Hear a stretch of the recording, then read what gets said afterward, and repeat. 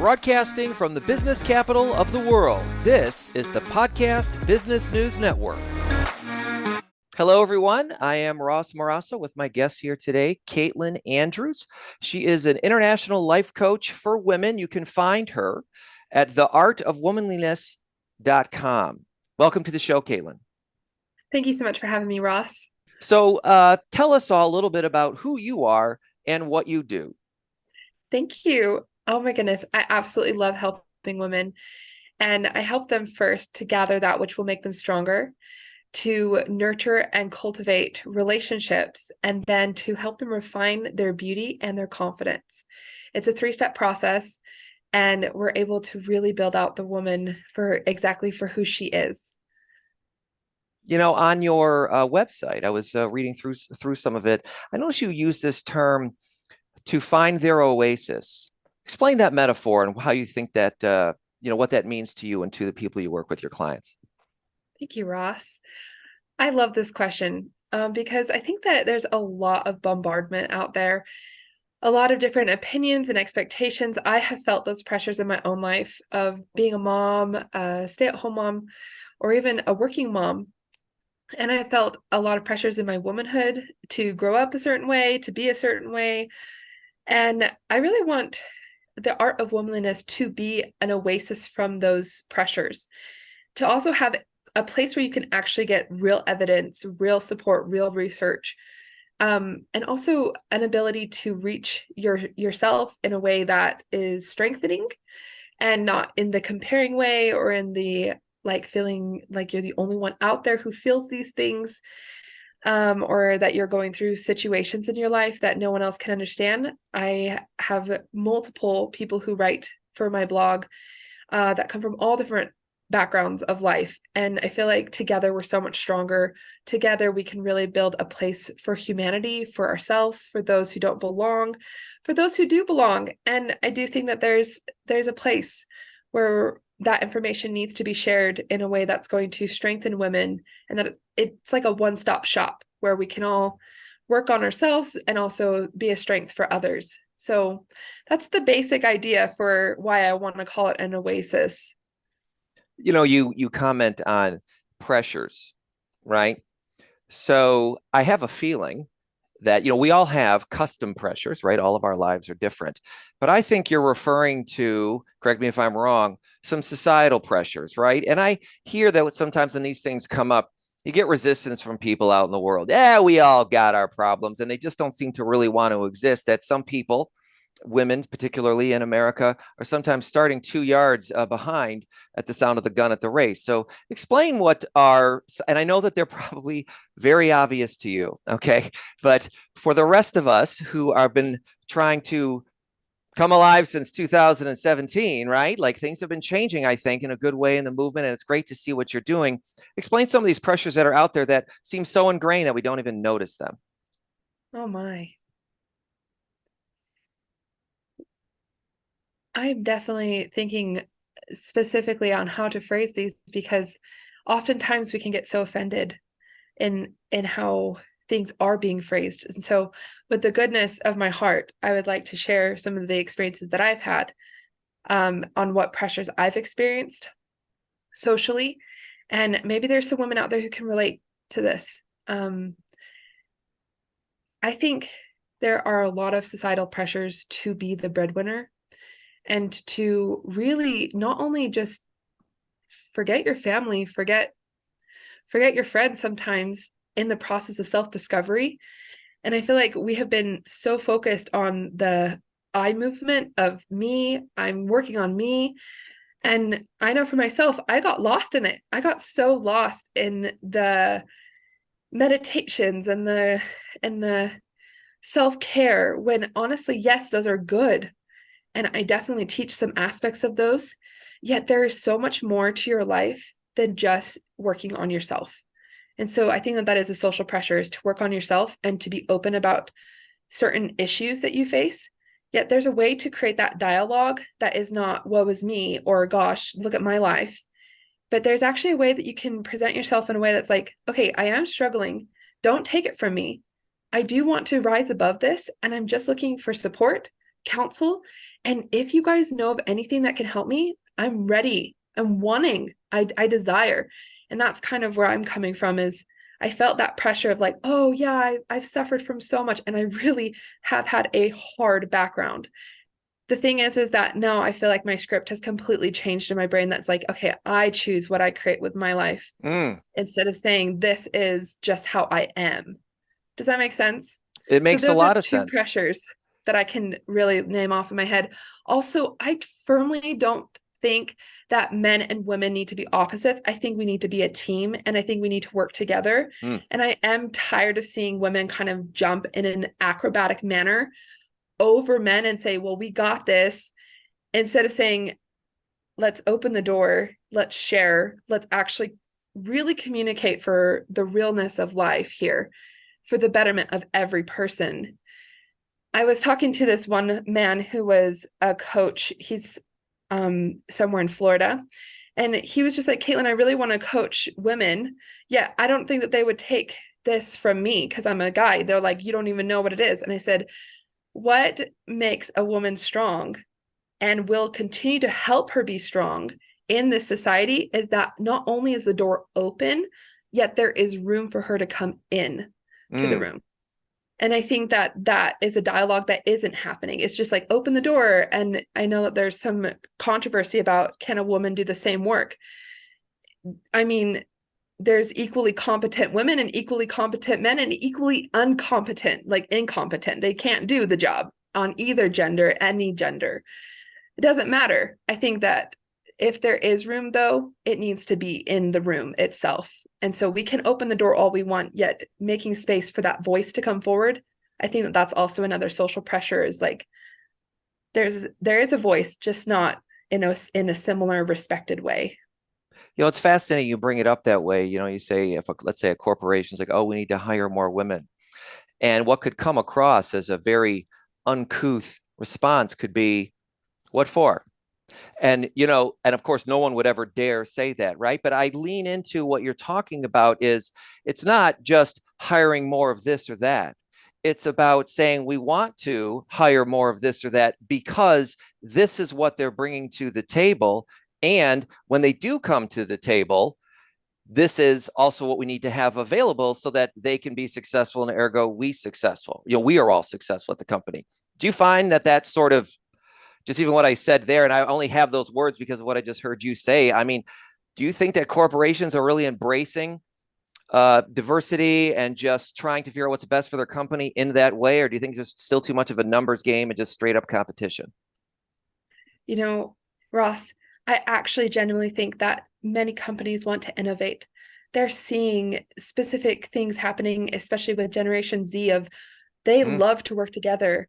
I think that they're really trying to see like, okay, dynamics are changing. Even diversity in ethnicity is changing. I mean, there's so much good change out there. And I think that businesses honestly are trying to balance and say, okay, where do we add? Where do we take away? And the key is micro adjusting for sure, because I don't think that doing big shifts are actually really good for any company. mm, However, being able to accept, do their research, understand that when they bring women to the floor, women have a totally different mindset of how we nurture, how we interact, how we're going to bring emotions into the situation, also how we bring different knowledge factors, we bring different different ideas to the table. That I know my husband and me, we have completely different thoughts, and yet we make a whole. Like the way my husband kind of puts it down, he's just like, I build the shield and you just refine it, you make it shine. You can really reach our children personally. I round them out, I strengthen them, and I make sure that I'm protecting, providing, and presiding. And for me, I firmly believe I gather in that which makes me stronger. I nurture and cultivate those relationships, and I refine beauty and confidence in each of my children and in myself and in my husband. And so we're like a team of which we're building off of it. I'm protecting in a different way. I'm presiding in a different way. And I am providing and taking care of other things in different ways.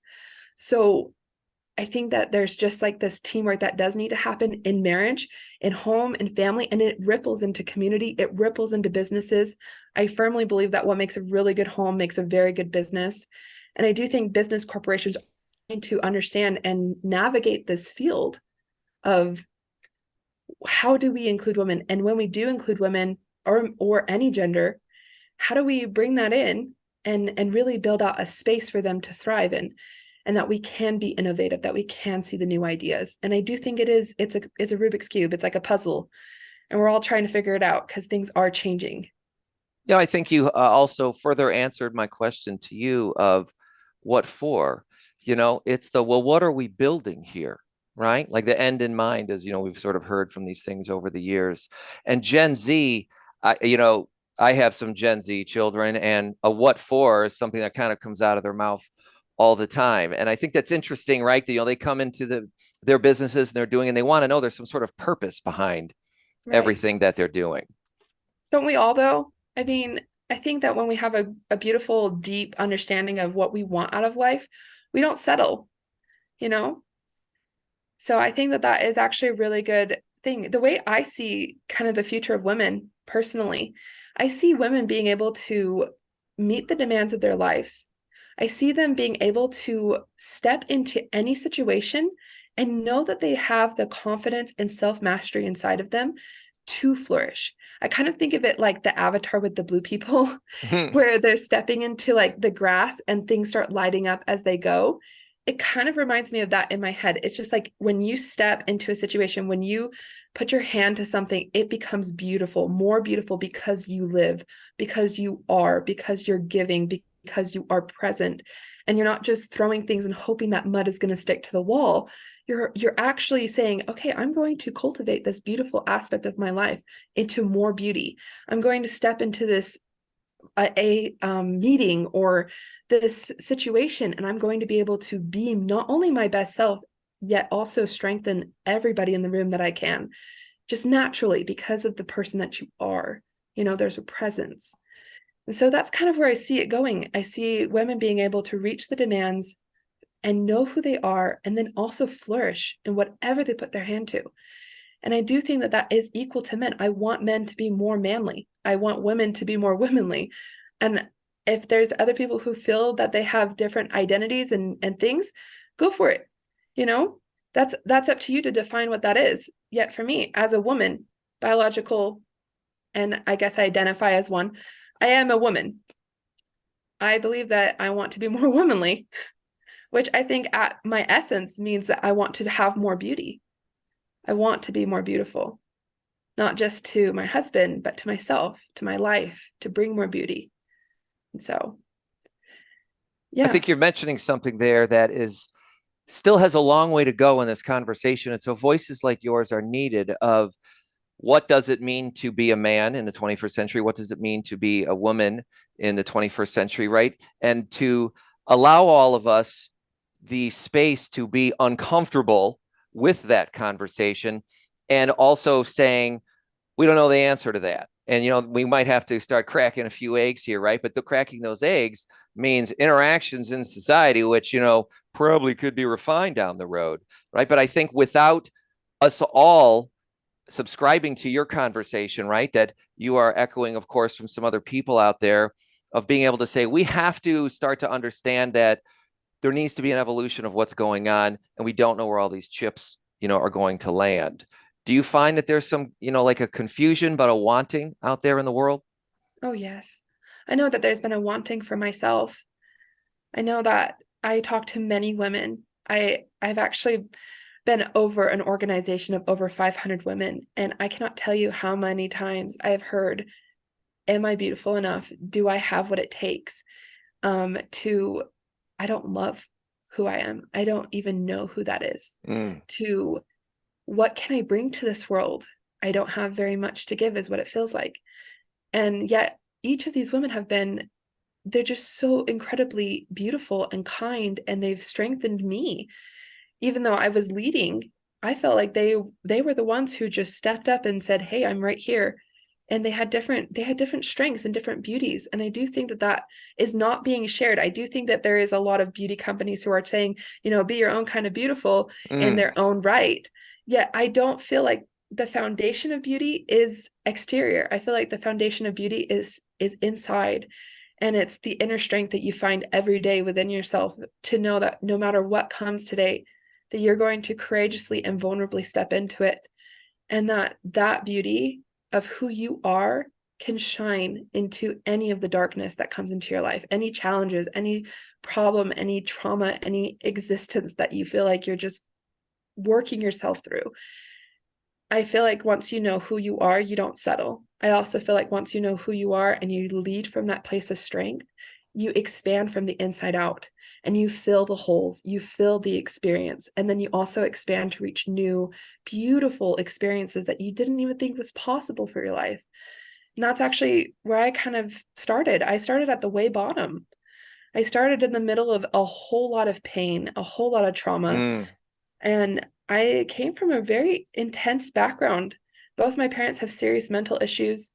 And growing up with them, I mean, we had our good days. I know that, it's not like consistent in that way. There are good days and bad days, yet I know for myself that I would never want to relive what I've gone through.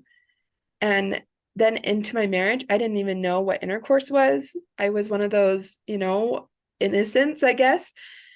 And then I also really struggled with my identity as a married woman. I struggled with my identity, especially when we started having kids. It really broke down to the point where I was not functioning after my second kid.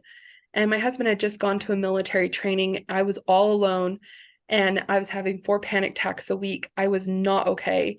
There was just extreme fatigue, extreme issues with my mind, my heart. And I just felt tortured. I felt tortured by my own experiences. I felt tortured that I wasn't being there for my kids. Yet I didn't even know if I wanted to be. And I had not committed to my motherhood. I had not committed to me at all. mm, And I had barely committed to my marriage, even though we had been best friends since we were 11. So even with everything that should be stacked in my favor, I was still struggling. And so I remember sitting there in like the darkest room. It was like 2 o'clock in the morning, and I was just crying my eyes out against my bedroom wall. I was just leaning up against it, just like, this sucks. Like, so much. I was just waiting for another panic attack to just kick in, right? Your inadequacies become your demons. Things start happening. You start feeling like you're going to freak out, right? And I just remember thinking, like, there has to be more to me than this. There has to be more to my motherhood, to me, to my marriage, to my life. And it's okay if I don't have it all together, but there has to be more. And so that's actually what I held on to, is like this tiny little light inside of me that said, there is more, there has to be. And then things started to click from there. I took a 30-day program from a woman mom coach that was like, are you burnt out? And I was like, yep. Are you stressed? Yep. And I hit all the marks for myself. And I was like, I'm going to just do 30 days of good commitment to myself. I can do 30 days. And then from there, I started finding more things that I'm like, I wish this was just available, because I've had to scratch and scrape and find and work my way through so much. And then now that's what I teach. I try to make it more available so that more women, wherever they find themselves in that journey, can go and say, I know what it's going to take for me to get better. And here are some amazing tools that I have found that I would not even be who I am today without. So let's get into that. So, for those of you who are just joining us here, I'm talking with Kaitlyn Andrews, international life coach for women. You can find her at the artofwomanliness.com. And your words are very profound. I bet there's a lot of people listening to this and hearing your story and understanding that, well, that sounds a lot like me, right? And so you first started off with another coach out there, but then you created your own program, basically two programs. Talk to me about both of these. Start with this: I am captivating. So if people wanted to engage you because they are feeling tired, stretched, stressed, or just longing for more, how do these programs work with them and fit in? Oh, excellent. Oh my goodness. This is my passion. Everything that I do and am and desire to become, I pour into I Am Captivating. It's a 12-week program for women. And I do truly believe that 3 months is like minimum to give. Mm, Yet I do think 3 months of good, focused, intentional living and working through the things that I'm going to bring to you, that is really where you're going to find strength. So I first build out, gather that which will make you stronger. I help you with personal habits, personal worth, confidence, body image, being able to actually work with your own demons in the sense that you say, okay, I can actually figure this out. I can process, I can find the little clicks, the little triggers, the little things. And I teach you how to do that. And then from there, we start building out your inner relationship to your outward relationship. And so, how you build relationships with others, how you build relationships with your coworkers, your family, your children, anything that you're looking to build a relationship with, we build the fundamentals. We build nutrition, beauty, insights to how to even care for your body. I didn't grow up exercising, so I actually have a really big background on how that has changed my life. mhm, And then I go into beauty. I go into like your body type, who you are, how you can refine that beauty. Also, being present in your life, showing up for yourself and being put together, it changes things. And mm, so, and then also, beauty is so much more than I ever thought it would be. And I teach about all the aspects that you can bring beauty into your life. And it is not just physical, it is so much more. And so I bring that out. And then the last step is confidence. We combine it all together and we share the way that you can present yourself in such a way that now you are personally confident. The second program I have is the Amaryllis Life. It's real quick here actually, before that, hold on. oh So yeah, are these one-on-one or are these groups good programs? question. Right now, it's one-on-one. I have the Okay. time frame. If more women sign up and they are like, we all want to just have a group discussion, I'm going to start doing groups. Currently, it's 12 coaching sessions. We build out any questions. We have a personal map for your progression. We start building out specific things in group coach in your own personal coaching. Mm, And then you do a kind of a self-regulated modules in between. And I have those videos, I have those work pages, like little fun sheets or worksheets that you can work through. And it's minimal, yet it is so powerful if you really commit.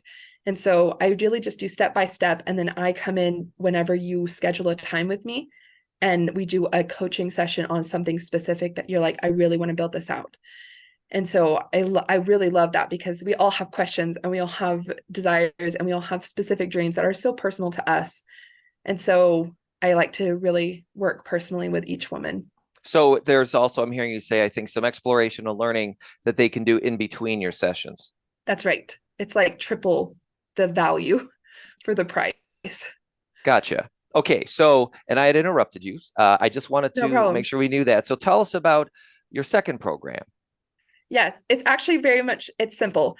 It's the Amaryllis Life. It's a sisterhood.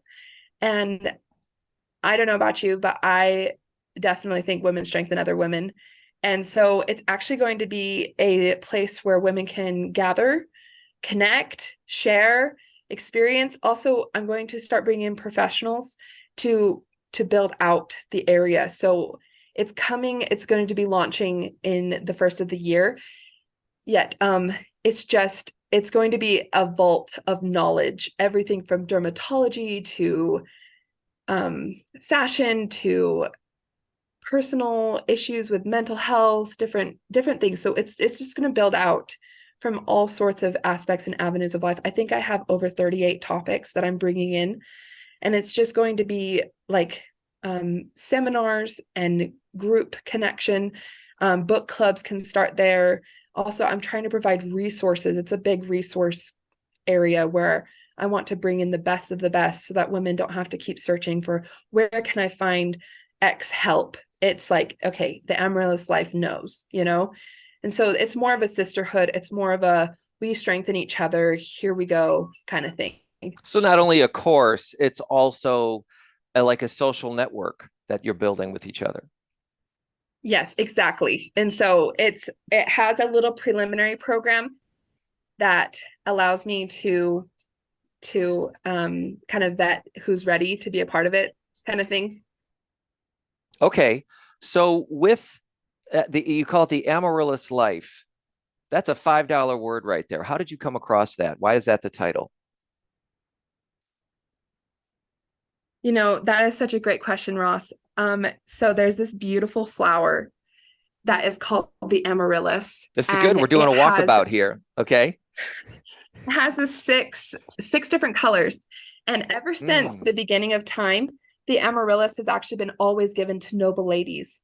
It's always been given to women who have rich, strong, and bold, beautiful personalities.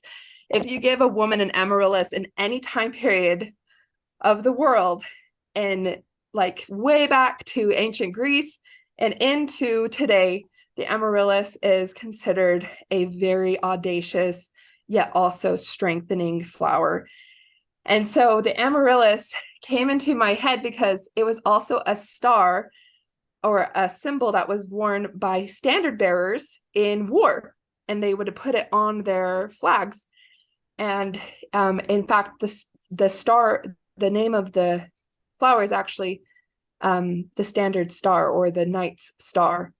And to me, that's like women can ennoble men. And in fact, if there is a good woman, there will naturally men will rise to meet it. And I do think that honestly, I feel like I've become a very big safe haven to my husband. And also he has become such a strength and protection in my own life in so many ways than just the simple protection and providing kind of thing. He values who I am. He sees me for who I am, and he fights for that. And when I go astray or when I forget, he reminds me. And I feel like that to me is just invaluable.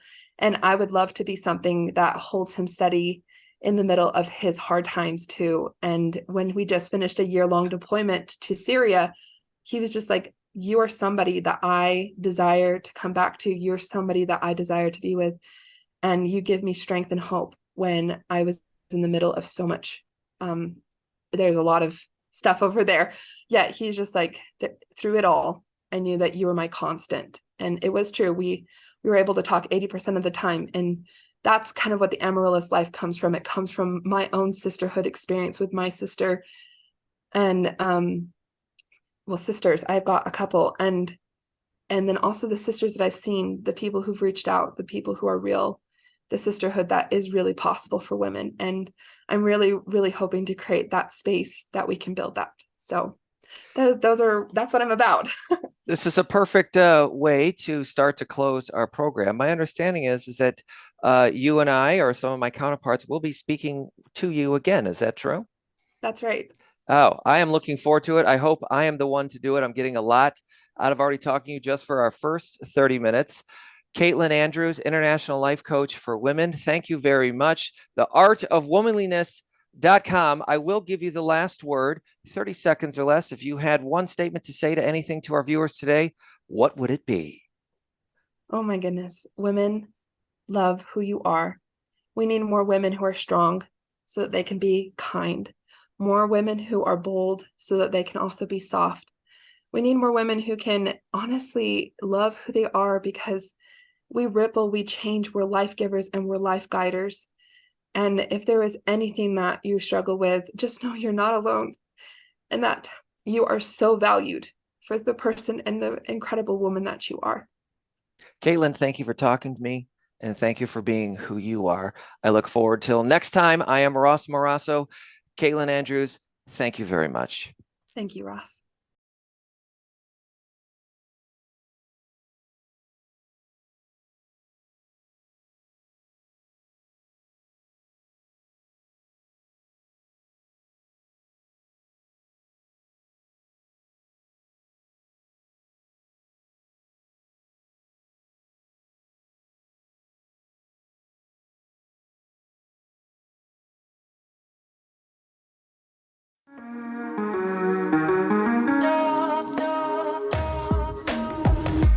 Broadcasting from the business capital of the world, this is the Podcast Business News Network. For nearly 2,000 severely injured veterans, everyday life has become filled with barriers. Day-to-day simple tasks can become pretty daunting. I have to carry my chair up 2 flights of steps or have somebody do it for me. What scares me the most is just the falling. When I'm struggling with my house, I think, to have that one great barrier just knocked down, it's crucial. Home for Our Troops is a wonderful nonprofit that builds a mortgage-free, fully adaptive, handicap-accessible house. And there's no catch. It'll be our very first home that we've ever owned. This is a game changer. This is where your life begins again. We need you to join us in completing this important mission. Please visit hfotusa.org and help build homes and rebuild lives. Because of you, everything's going to be okay.